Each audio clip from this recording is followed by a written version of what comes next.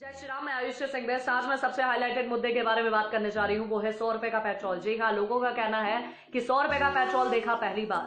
देश की जनता को बोलना चाहती हूँ कि बहुत कुछ आपने देखा पहली बार, लेकिन आप बताने में उसको संकोच करते हो। लेकिन अगर आप बताने में संकोच करते हो तो मैं बेड़ा उठाती हूँ इस चीज का और जनता को बताती हूँ कि क्या क्या देखा आपने पहली बार, और देखने की आदत भी डालो। मैं देश की जनता को बोलना चाहती हूँ जिनका कहना है कि पहली बार देखा 100 रुपए का पेट्रोल, तो जनता को बताना चाहती हूँ कि पहली बार आपने देखा होगा चाइना को पीछे भागते हुए। पहली बार देखा 100 रुपए का पेट्रोल, पहली बार देखा होगा पाकिस्तान को घर में घुस के मारते हुए। पहली बार देखा आपने 100 रुपए का पेट्रोल, पहली बार देखा होगा दुनिया को भारत से वैक्सीन मांगते हुए। पहली बार देखा आपने 100 रुपए का पेट्रोल, पहली बार देखा होगा आपने किसानों के खाते में सीधा 6000 रुपए जाते हुए। पहली बार देखा आपने 100 रुपए का पेट्रोल, पहली बार देखा होगा आपने गरीबों को फ्री राशन और पैसे और फ्री का सिलेंडर। पहली बार देखा आपने 100 रुपए का पेट्रोल।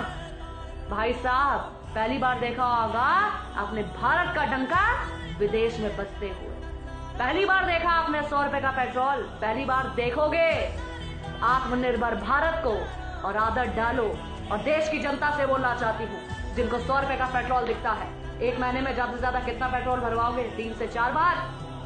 आपके अगर 10 से 20 रुपए भी, अगर महीने में 40 से 50 रुपए भी ज्यादा अगर नहीं खर्च करने का दम रखते हो, तो कैसे उम्मीद करते हो कि देश का जवान आपके लिए और देश के लिए सरहद में बैठकर गोली खाए और किसी का बेटा शहीद हो जाए? जब आपकी सोच इतनी है 50 रुपए को गार्ड बांधने की, तो दूसरे के बच्चे की जिंदगी क्यों दांव पे लगवाते हो? 100 रुपए का पेट्रोल देखते हो। मैं देश की जनता से बोलना चाहती हूँ, अगर आप में तड़ नहीं है एक महीने में देश के लिए या देश की सुरक्षा के लिए 50 रुपए ज्यादा भरने के लिए, तो अपनी गाड़ियों में आग लगा दो। क्योंकि आपकी सोच पर यह है कभी भारत की स्थिति डामाडोल होगी, आप तो कहोगे भाई मुझे 100 रुपए का पेट्रोल नहीं चाहिए, मुझे तो 40-50 में चाहिए।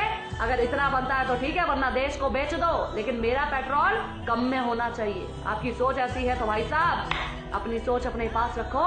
100 रुपए का पेट्रोल मंजूर है, लेकिन देश को बिकता देखना मंजूर नहीं है, और देश का स्वाभिमान उठता देखना मंजूर है और देखेंगे।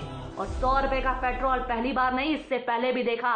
अगर उस समय भी आवाज उठा दी होती तो आज देश के हालात, अपने लिए कभी आवाज उठा दी होती तो आज आपका धर्म खतरे में ना होता और देश खतरे में। आपने कभी सोचा कि कोरोना काल में जब देश में महामारी चल रही है, देश का प्रधानमंत्री देश के लिए, देश के लोगों के लिए और सेना को मजबूत करने के लिए, देश को मजबूत करने के लिए राफेल ला रहा है, लेकिन आपको तो 100 रुपए का पेट्रोल दिखता है, राफेल की कीमत किसी को नहीं दिखती। किसी ने नहीं बोला कि महामारी चल रही है, आर्थिक स्थिति डामाडोल है, लेकिन फिर भी राफेल आ रहा है। बोलना चाहती हूँ, अगर इतने सवाल आपने पहले पूछे होते तो आज देश की स्थिति क्या होती या आपके सामने होता।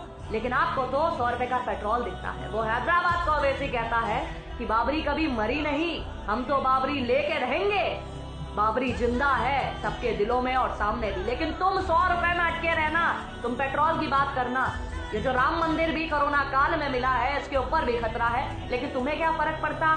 तुम्हें तो 100 रुपए का पेट्रोल के बारे में बात करोगे ना। वो फैक्ट्स पे लड़ते हैं, वो पैसे पे नहीं, वो चीजों पर कि हम जाए, हमारे बाद भी लोग लड़ते रहे इसके लिए और देखते रहे, इतिहास पढ़ते रहे और देश में कब्जा जमाए। तुम कहते हो 100 रुपए के पेट्रोल की बात करो, टमाटर प्याज की बात करो। इतिहास रहे ना रहे, धर्म रहे ना रहे, देश रहे ना रहे, हमारे बाद कोई सीख पाए ना पाए, दूसरा कब्जा कर ले, हमें इससे मतलब नहीं। लेकिन देश में पहली बार 100 रुपए पेट्रोल को आसमान छूते पहली बार देखा। आत्मनिर्भर भारत भी पहली बार देखोगे और बहुत कुछ निश्चित रूप से पहली बार देखोगे। और जागो 100 करोड़ हिंदू, अरे जागो 100 करोड़ हिंदुओं, देश में हिंदू राष्ट्र भी पहली बार देखोगे। बोलिए जय श्री राम, जय हिंद, जय भारत।